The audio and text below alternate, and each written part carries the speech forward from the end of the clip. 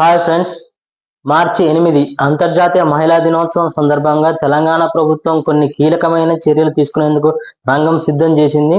ఇందులో ప్రధానంగా తెలంగాణ ఏర్పాటైన తర్వాత భారీగా అంగన్వాడీ పోస్టుల భర్తీకి సంబంధించి పోస్టులను నియమించేందుకు నోటిఫికేషన్ మార్చి 8 ప్రకటించే అవకాశం ఉంది. దీంతో పాటు కొన్ని మహిళా సాధికారత కోసం ప్రభుత్వం కొన్ని చర్యలు తీసుకునే అవకాశం ఉంది. దీనికి సంబంధించి ఈ వీడియోలో మనం మొత్తం ఈ అంగన్వాడీ పోస్టుల భర్తీ ఖాళీ విషయాల గురించి, ఈ ప్రభుత్వం మహిళల సాధికారత కోసం తీసుకునే చర్యల గురించి కంప్లీట్ గా చర్చిద్దాం.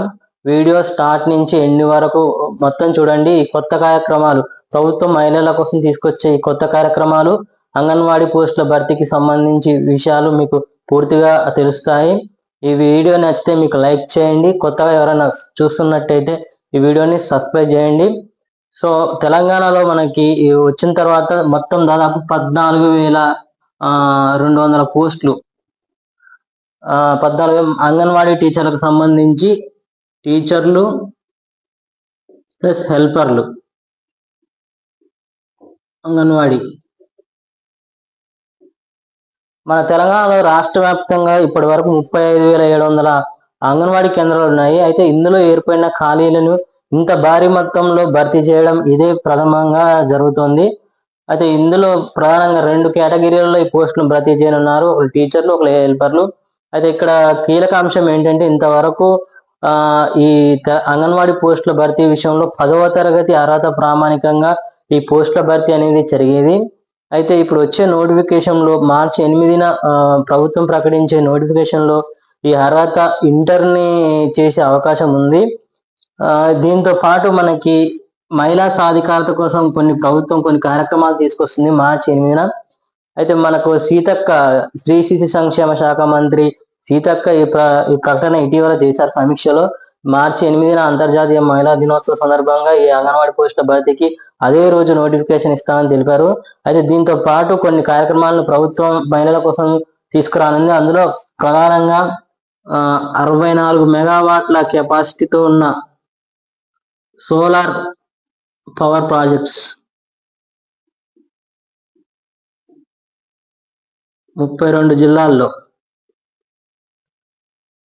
రాష్ట్ర వ్యాప్తంగా 32 జిల్లాల్లో 64 మెగావాట్ల కెపాసిటీతో ఈ సోలార్ పవర్ ప్లాంట్లకు సంబంధించి శంకుస్థాపన మార్చి 8నే ప్రభుత్వం చేపట్టనుంది. దీంతో పాటు మనకి ఆర్టీసీ బస్సులు, 50 ఆర్టీసీ బస్సులు, ఇవన్నీ మనకు మహిళా సంఘాల ఆధ్వర్యంలోనే జరగనున్నాయి. ఇప్పుడు నేను చెప్పేవన్నీ రాష్ట్ర వ్యాప్తంగా దాదాపు మహిళా సంఘాల్లో 64 లక్షల పైచులకు మహిళలు సభ్యులుగా ఉన్నారు. అయితే వీళ్ళని ఎక్కువగా ఆర్థికంగా బలోపేతం చేసేందుకు ప్రభుత్వం ఈ చర్యలు తీసుకుంటుంది. ఈ 64 మెగావాట్ల సోలార్ ప్రాజెక్టుతో పాటు అద్దె ప్రాతిపదికన మహిళా సంఘాలు కొనుగోలు చేసిన 54 ఆర్టీసీ బస్సుల్ని ఆర్టీసీలో పెట్టనుంది. దీంతో పాటు మనకి మహిళా రుణాలు, వడ్డీ లేని రుణాలు 0%, అంటే ఎటువంటి వడ్డీ లేకుండా మనకి మహిళా సంఘాలకి రుణాలను ఈ ప్రభుత్వం అందజేయనుంది. అదే రోజు ఈ కార్యక్రమానికి మనకు ప్రారంభం కానుంది. దీంతో పాటు ప్రమాద బీమా చెక్కుల పంపిణీ కూడా చేయనుంది అదే రోజు మహిళా సంఘాలకు సంబంధించి.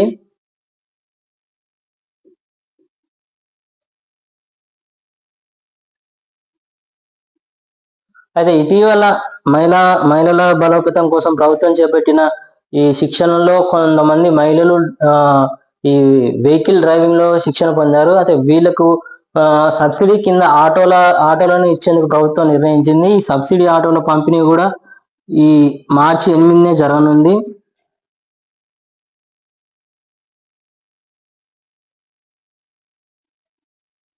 మరోవైపు ఇంకొక కార్యక్రమం ఏంటంటే, మహిళా సంఘాల బలోపేతం కోసం మొత్తం 31 జిల్లాల్లో ఈ పెట్రోల్ బంకులు, కొత్తగా ఈ పెట్రోల్ బంకులు మహిళా సంఘాల ఆధ్వర్యంలో పెట్రోల్ బంకుల నిర్వహణ అనేది చేపట్టింది.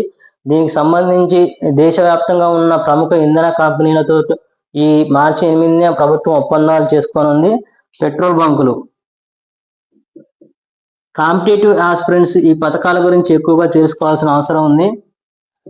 ఎందుకంటే ఈ ఉద్యోగ నియామక పరీక్షల్లో కంపల్సరీగా ప్రభుత్వ పథకాలు విధానాల గురించి మనకు ఒక సెక్షన్ కేటాయించారు. ప్రతి ఒక్క అంశం ఈ టీజీపీఎస్సీ నిర్వహించే ఎగ్జామ్ లో కావచ్చు, ఈ పోలీస్ కానిస్టేబుల్ ఎగ్జామ్ లో ఈ ప్రభుత్వ పథకాల గురించి క్షుణ్ణంగా మనం తెలుసుకోవాల్సిన అవసరం ఉంది. ఇప్పుడు నేను చెప్పిన ఈ 5 పథకాలను గుర్తు పెట్టుకునేందుకు ప్రయత్నించండి. ఒకటి ఏంటంటే 64 మెగావాట్ల సోలార్ ప్రాజెక్టులను రాష్ట్ర వ్యాప్తంగా శంకుస్థాపన చేయనుంది ప్రభుత్వం, మొత్తం 32 జిల్లాల్లో. రెండోది ఏంటంటే మహిళా సంఘాలు కొనుగోలు చేసిన 50 ఆర్టీసీ బస్సులను మొత్తం మొదటి విడతలో ఫస్ట్ ఫేజ్ లో ఈ ఆర్టీసీ బస్సులు అనేది మహిళా సంఘాలు ఆర్టీసీలో నడపనున్నాయి. ఇంకోటి ఏంటంటే వడ్డీ లేని రుణాలు, మహిళా సంఘాలకు వడ్డీ లేని రుణాలు ప్రభుత్వం అందించనుంది. మరో ప్రమాద బీమా చెక్కులను కూడా అదే రోజు పంపిణీ చేయనుంది. ఇటీవల శిక్షణ పొందిన మహిళలకి సబ్సిడీ కింద ఆటోలను పంపిణీ చేయనుంది. దీంతో పాటు పెట్రోల్ బంకులు 31 జిల్లాల్లో ఈ పెట్రోల్ బంకుల నిర్వహణకు సంబంధించి ఇంధన కంపెనీలతో ప్రభుత్వం ఒప్పందాలు చేసుకోనుంది. అయితే దీంతో పాటు ప్రభుత్వం ఒక కీలక చర్య తీసుకోనుంది. ఇదే రోజు సెర్ప్ ప్లస్ మెప్మా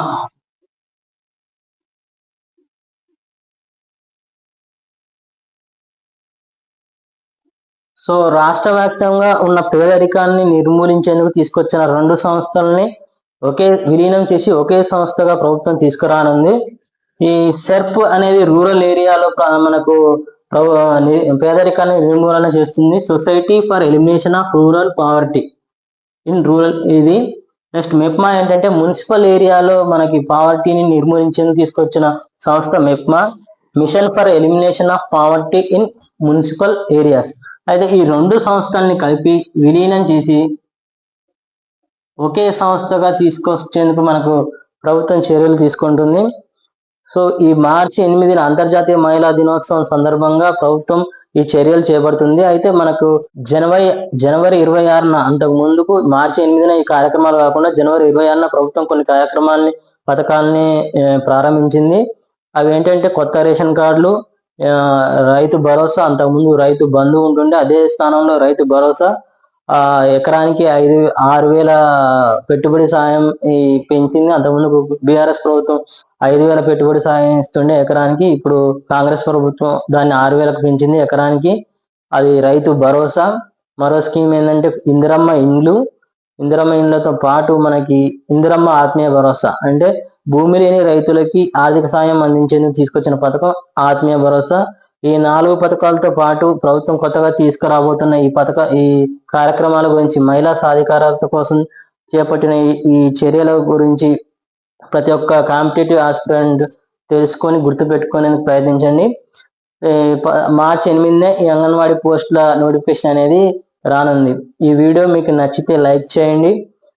కొత్త వారు ఎవరైనా ఉంటే సబ్స్క్రైబ్ చేయండి. మీకు ఇన్ఫర్మేటివ్గా అనిపిస్తే ఈ వీడియోని మీ మిత్రులకి షేర్ చేయండి.